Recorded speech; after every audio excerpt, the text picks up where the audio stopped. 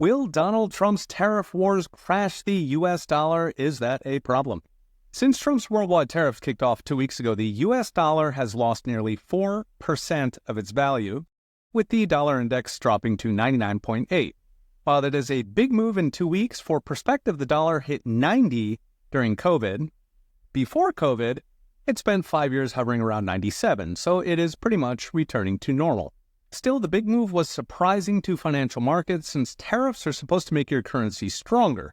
You have fewer dollars going out for Chinese toasters.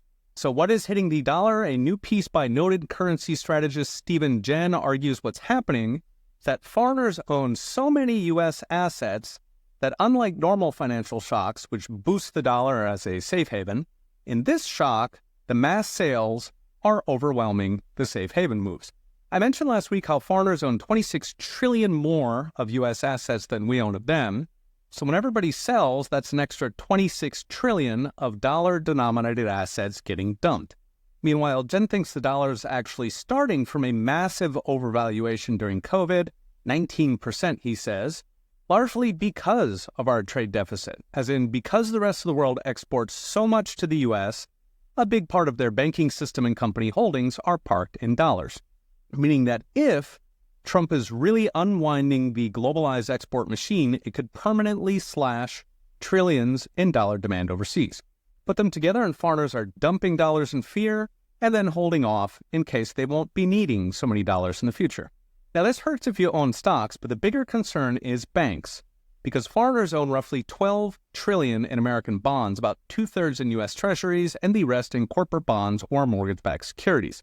The problem is, if foreigners are dumping bonds, it drives bond prices down, which is already happening. That drives up the cost of capital to businesses, it's harder to borrow, drives up federal interest expense, and it drives up nearly every interest rate from mortgage rates to credit cards. Most important, the vast majority of American bank assets in America are in bonds, specifically treasuries, meaning crashing bonds could set off a bank crisis.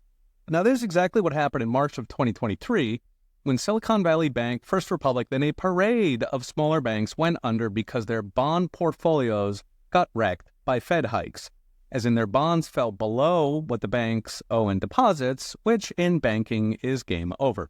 So what's next? Brought to you by Unchained.com. During the campaign, Trump repeatedly criticized a strong dollar because it cripples exports.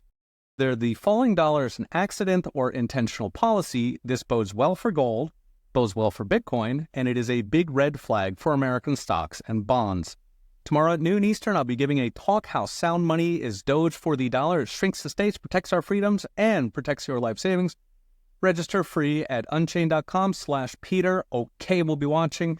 See you next time.